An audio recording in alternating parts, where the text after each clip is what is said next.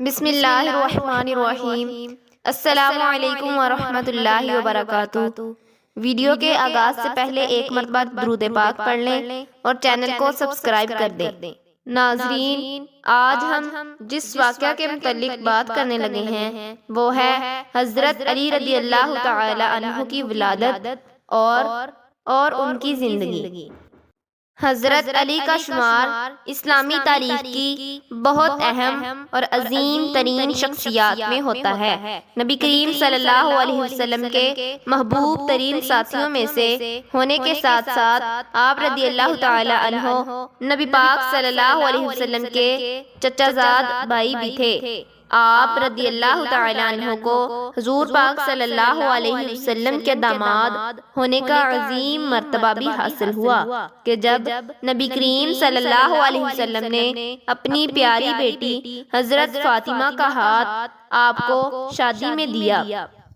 تاریخ اسلام میں حضرت علی رضی اللہ تعالی عنہ کی اہمیت میں اس وقت مزید اضافہ ہوا کہ جب آپ رضی اللہ تعالی عنہ کو اسلام کے چوتھے خلیفہ ہونے کا شرف ملا۔ حضرت علی المرتضیٰ رضی اللہ تعالی عنہ کی ولادت باسعادت 13 رجب المرجب کو ہوئی۔ حضرت علی رضی اللہ تعالی عنہ حضرت ابو طالب کے بیٹے تھے جنہوں نے نبی پاک صلی اللہ علیہ وسلم کی زندگی میں بہت اہم کردار ادا کیا۔ اپنی والدہ محترمہ اور دادا جان کی وفات کے بعد حضور صلی اللہ علیہ وسلم کی پرورش آپ کے چچا جان حضرت ابو طالب نے کی۔ بعد میں آپ صلی اللہ علیہ وسلم نے اپنے چچا زاد بھائی حضرت علی رضی اللہ تعالی عنہ جو کہ آپ سے 30 سال چھوٹے تھے ان کی پرورش کی ذمہ داری لی۔ اس طرح حضرت علی رضی اللہ تعالی عنہ نے نبی پاک صلی اللہ علیہ وسلم کے زیر سایہ اپنا بچپن گزارا۔ حضرت علی رضی اللہ تعالی عنہ صرف 10 سال کے ہی تھے کہ جب آپ صلی اللہ علیہ وسلم نے اسلام کی تبلیغ کا آغاز کیا۔ جب عرب کے بے دین لوگوں نے آپ صلی اللہ علیہ وسلم کی بہت مخالفت کی اور دین اسلام کی راہ میں مشکلات پیش کرنا شروع کر دی تو حضرت علی رضی اللہ تعالی عنہ نے پیغمبر اسلام کا اللہ پر مضبوط ایمان کے ساتھ بہت ساتھ دیا۔ انہوں نے بہت بہادری، ہمت اور شجاعت کا مظاہرہ کیا اور اپنے پختہ ارادوں میں کبھی نہ ڈگمگائے۔ اس طرح حضرت علی رضی اللہ تعالی عنہ نے بچوں میں سب سے پہلے ایمان لانے کا عظیم مرتبہ حاصل کیا۔ سبحان اللہ۔ جب آپ صلی اللہ علیہ وسلم ہجرت کر کے مدینہ کی طرف جا رہے تھے تو آپ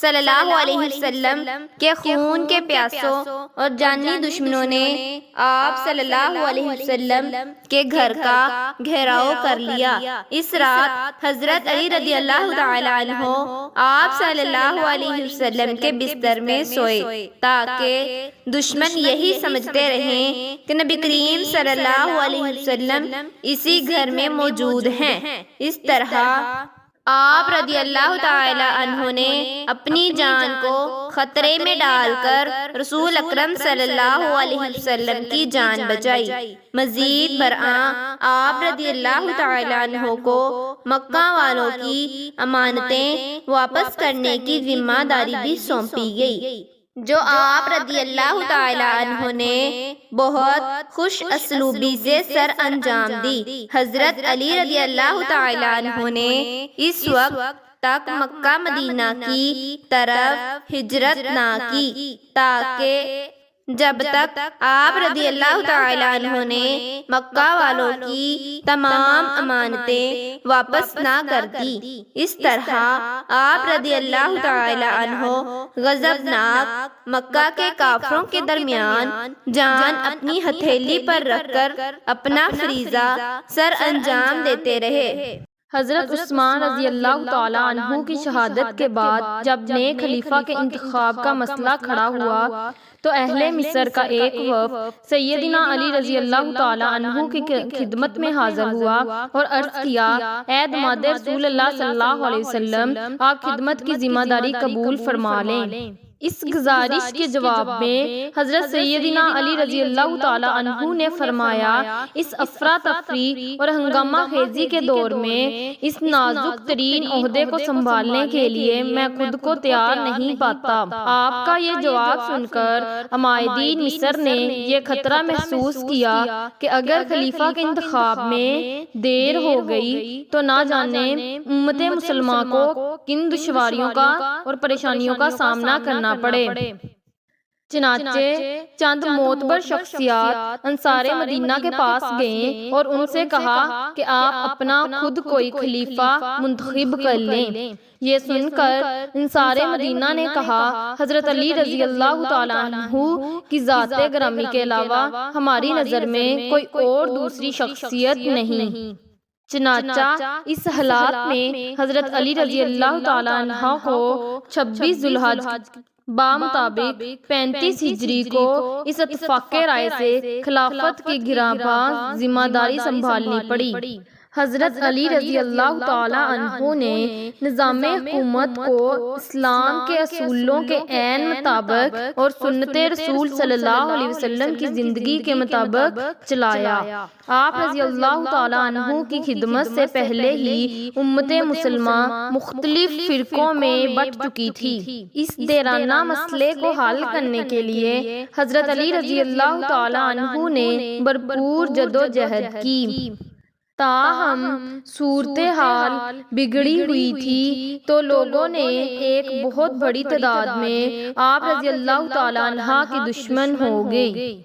30 ہجری میں آپ رضی اللہ تعالیٰ عنہ کے ایک جانی دشمن نے آپ رضی اللہ تعالیٰ عنہ پر اس وقت حملہ کیا جب آپ کوفہ کی مسجد میں نماز ادا کر رہے تھے۔ اس سے آپ شدید زخمی ہو گئے اور کچھ دن بعد زخموں کی تاب نہ لاتے ہوئے خالق حقیقی سے جا ملے۔ حضرت علی رضی اللہ تعالی عنہ کی شجاعت کا ہی اعتراف تھا کہ انہیں اسد اللہ کے نام سے نوازا گیا، یعنی اللہ کا شیر۔ سبحان اللہ۔ آخر میں میری اللہ رب العزت سے دعا ہے، اللہ تعالیٰ ہمیں اپنے ایمان پر قائم و دائم رہنے کی توفیق عطا فرمائے اور نیک کام کرنے کی توفیق عطا فرمائے۔ ویڈیو پسند آنے پر لائک اور شیئر ضرور کیجیے گا اور چینل کو سبسکرائب کیجیے گا۔ اللہ حافظ۔